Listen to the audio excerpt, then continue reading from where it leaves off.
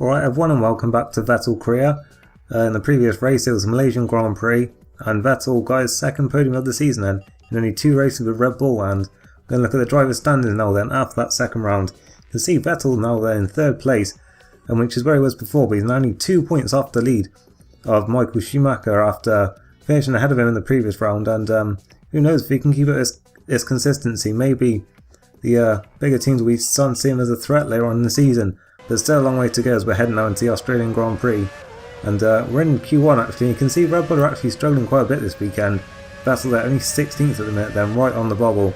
And he improves on that time then to a 28.6, which is only marginally quicker than Antonio Liuzzi's Toro Rosso there. So it seems Red Bull really having some problems this weekend, as we see at the end of Q1. Christian Klien is out in 17th place then, so Red Bull seem to have dropped quite a bit of ground this weekend then. Toro Rosso catching them up, and yeah, Red Bull seemingly right in the bottom half of the midfield here as we get into Q2, and Vettel starting up with a spin in a very unusual place there. It seems Red Bull do have a lot of problems here, and yeah, Vettel getting it all wrong, trying to get it back the right way around, but he does eventually get a clean lap in here then, and he's going to come across the line now then.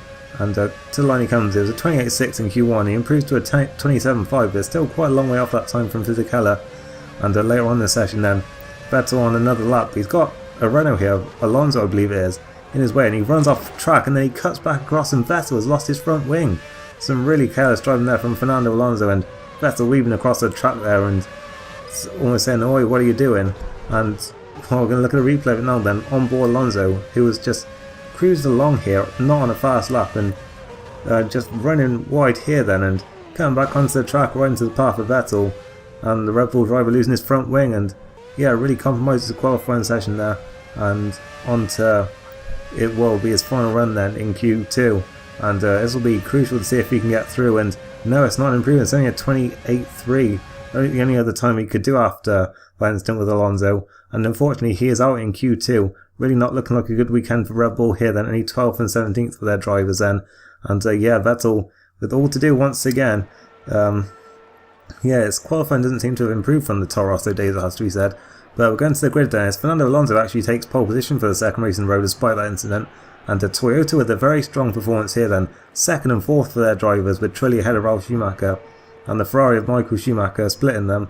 And yeah, Webber a solid 5th there.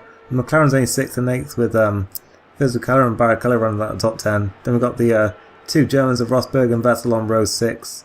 Massa, once again, a disappointing qualifying for him, only 14th on the grid. And once again, Liuzzi with an impressive qualifying after coming back into the Toro Rosso team this season. Then you can see it's going to be a long race for Christian Klien there from 17th. And down the bottom is the Midlands and the Super Agrees as usual. We start out qualifying Albers.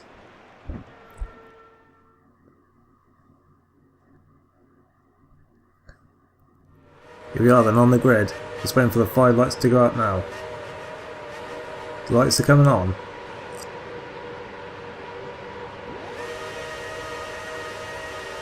And away they go then in Australia, and Vettel really needs to get a good start here, and it looks like he's got a fairly decent one here. He's getting past Rosberg already. He's looking at Barrichello in fact as well into turn 1, and he's right on the inside line here, which you'd think would be the best place to be, but Barrichello hangs on around the outside, so yeah, Vettel maybe not getting as many places as he would have hoped to there. He is ahead of Nico Rosberg though, so that is one driver out of his way then. He's going to look to the outside of 10th rear as they all bunch up on the apex, but just no way through there, and it's very narrow in this first sector here, as you can see they're all jostling for position up ahead.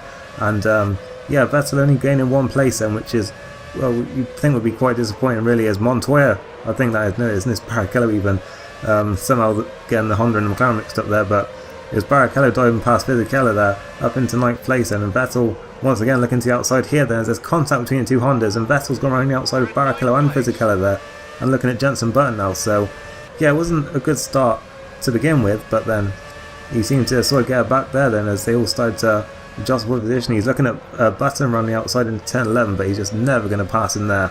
And now he's looking, well, now it's Montoya who's battling ahead of him. Button's looking at Montoya and he's throwing him then, and Vettel having to get out of it in the middle of turn 13 there I believe, because Barrichello was lunging up his inside, and Barrichello almost finding the way through but not quite there, and Vettel yeah, maintains ninth place for now then. We're skipping to the end of the second lap, and you can see he's still sliding that Red Bull about, so obviously still not happy with the car then this weekend. And come around the final corner then, we're about to begin the third lap, but Vettel's pretty closely to the back of one Montoya then. He's in the slipstream of the McLaren down the pit straight. Across the line they come then, and towards turn 1, and can Vettel get close enough? It doesn't seem like it for now, but he's going to follow him through turn 3. There's a little bit of contact there in fact, and now Vettel looking at Montoya in turn 3, and he just doesn't seem to be close enough to try anything on the brakes. And Montoya goes a bit defensive there, so Vettel tries to go on the outside, but yeah, nothing doing there. And now he's actually got a good run actually out of turn 4. Look at him in turn 5, and look at that, he's just forcing the McLaren out onto the grass there, and he's up into 8th place and into the points then already.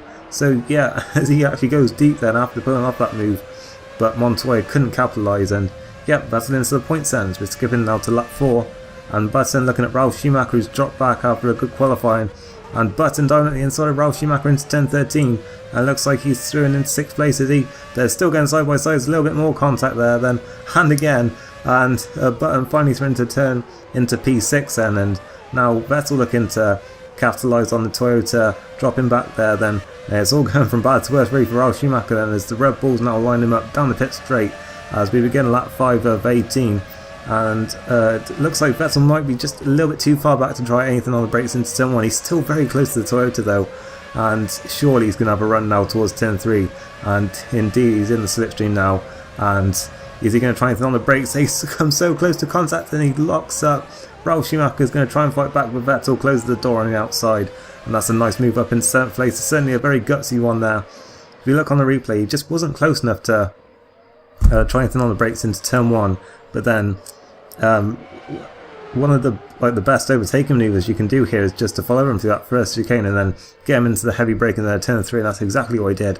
A big lockup though of both front tyres, but he managed to keep it together just about, and yeah, he's up in 7th place then, so it's shaping up to be a fairly decent race so far then. It looks like sort of damage limitation really, you'd have to say at this point, as on to lap 7 now I believe it is, and well, Alonso, Trulli and Raikkonen all just pitted then, so they're a couple of laps lighter than both Button and Vettel here, who have been in a little bit of clean air and catching up to the back of Mark Webber.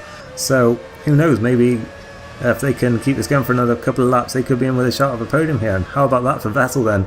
If he got 3 podiums in 3 races, he dives at the inside of Button and he's up into 3rd place. So yeah, another gutsy move there then, and almost as far back as the last one I think. And yeah, Button certainly going defensive, and well, he had to turn around about the last minute as a Red Bull dived at the inside, and it was a nice move then from Vettel. He's up into 3rd place for, well, the 3rd race in a row. Of course, he still has to make his pit stop, but it'll be crucial to see if he can gain places on those early stoppers, and he really needs to clear this Williams of Mark Webber then pretty quickly if he's going to have a chance of doing that, as he's looking at him into turn 1. Once again, it looks like he's just not close enough, but oh, there's a little bit of contact. I was going to say, if he could follow him through the first chicane like he did with both Ralph Schumacher and Jenson Button, then he might have a chance. But yeah, I think he's just messed up his chances there then with that little bit of contact into turn 1. It seemed to mess him up more than it did Webber really, and obviously we've seen these two come to blows before. Remember Brazil last season, as Vettel all over the back of him in turn 5 there, but just no overtaking opportunities in this first sector, and where his best chance would have probably been into the chicane of turn 9, but he just didn't seem to be close enough. We're skimmed to the end of the lap though, and Vettel coming in then at the end of this lap, and so is Webber as well. He's going very slowly here into the pit entrance, and Vettel, oh, I don't believe it, he's gone into the back of him and he's lost his front left tyre. That is surely race over, as Webber was going slowly there into the pits. What is he doing? He's stopping all the time! And the Red Bull team have cleared a space in the garage, and Vettel is out of the race after such a good start to the season. And I'm not sure what Webber was doing. I mean, we heard Vettel asking the same thing on the team radio, but Webber just seemed to be on the limiter about 100 yards too early there, and Vettel following him in and just ploughed into the back of him. And yeah, it's race over then, unfortunately, after, as we were saying, such a good start. But the final results in the end, and Alonso taking the victory from Michael Schumacher. Jarno Trulli managed to stay on the podium then for Toyota, a good 3rd place for them. Kimi Raikkonen recovering to 4th after a bad qualifying, and yeah, see Webber staying in the points in his home race then after that contact with Vettel. And yeah, Barrichello and Montoya round out the points. There's no points once again for Massa then in 9th place, with Ralf Schumacher, a very disappointing 10th then after qualifying 4th. Looking further down, we see Rosberg and Heidfeld there 12th and 13th. Christian Klein, not a good weekend for him, only 14th, and it really was a dismal one overall in the end for Red Bull, unfortunately. With Liuzzi, another solid weekend for him ahead of Jack Villeneuve in the Sauber there, with Speed, Montero, Albers, Nide rounding out the finishers. And yeah, only Vettel and Sato were the 2 cars that retired from today's race. So yeah, a lot of finishes today then, but unfortunately for Vettel, he was not one of them. And yeah, that's going to set him back a lot in the Drivers' Championship then, as Alonso took the full 10 points, and yeah, well, Michael Schumacher with those 8 points as well is going to have just pulled away from him a lot, and Vettel down into 5th place, unfortunately. And yeah, still a long way to go though, but yeah, that's a really big setback for him, because obviously the Red Bull isn't as fast as certainly the likes of Ferrari or Renault, and he really needed those consistent finishes if he was going to keep up there in the championship. But as I say, still a long way to go, and maybe if he can get back into sort of a consistent run of podiums, then maybe we'll have a chance to catch back up afterwards. So we see the constructors done now then. Ferrari overtaking Mercedes. Is that battle from season 1 going to carry on again this season? Red Bull then still in 5th then, scoring no points today, with Williams and Toyota both catching them up. And yeah, still 4 teams yet to score points then.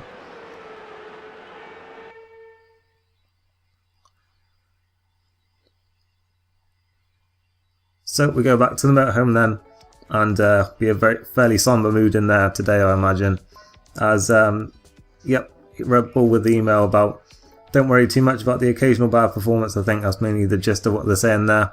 And well, I don't think it was really Vettel's fault today, having said that, but I don't know, maybe he'll be a bit more careful when he's following Mark Webber into the pits next time. But yeah, there's nothing you can do about that now then. So we're now looking ahead to the San Marino Grand Prix, a race that was even shorter for Vettel last season, and he'll be hoping for much better this time. So if you did enjoy this race, then make sure you leave a like. I'll see you next time for San Marino. Thanks for watching, and goodbye.